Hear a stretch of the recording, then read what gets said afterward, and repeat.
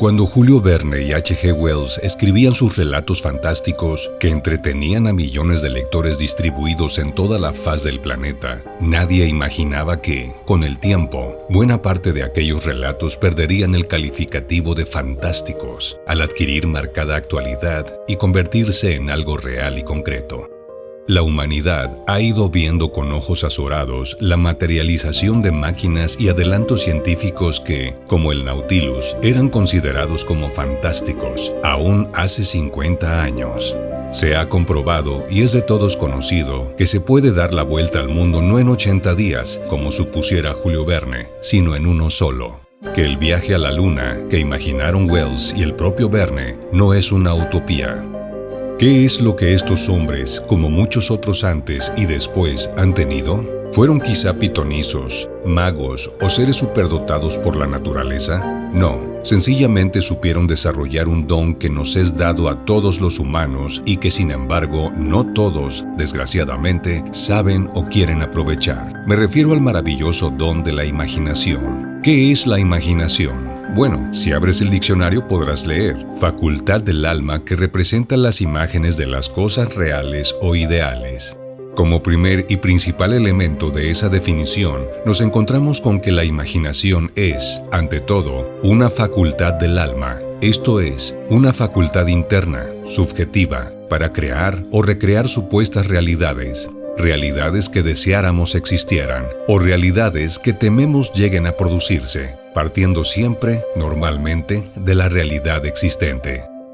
La imaginación ni se compra en las tiendas de autoservicio ni se enseña en las escuelas o universidades. La capacidad imaginativa nace con el individuo, es parte integrante de él y es él el único responsable de su desarrollo o estancamiento. El hombre nace limitado, cercado por sus propias características. Nace con los pies pegados al suelo, con un sexo, un nombre, un color, una raza, una nacionalidad, un idioma, una determinada y limitada capacidad. Pero, sin embargo, existe una ventana a la anhelada totalidad y esa ventana es la imaginación. Sí, la imaginación es una ventana al infinito, en donde no existen límites ni fronteras, donde el hombre es libre para hacerse invisible, viajar al futuro, al centro de la Tierra o a lejanos planetas.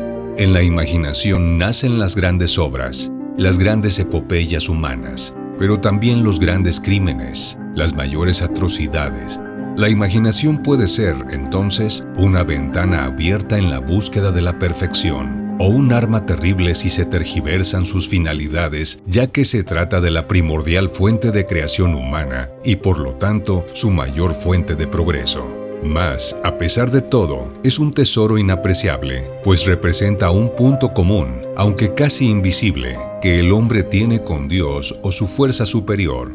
A través de ella el hombre puede amplificar sus propios defectos para ser corregidos o precisar sus virtudes para realizarlas.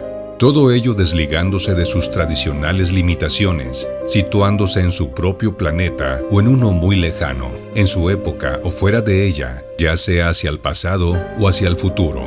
Representarse gráficamente toda la gama de posibilidades y situaciones que pudieron o puedan llegar a presentarse en el transcurso del tiempo, con el objeto de evitarlas o acelerarlas según sean buenas o malas.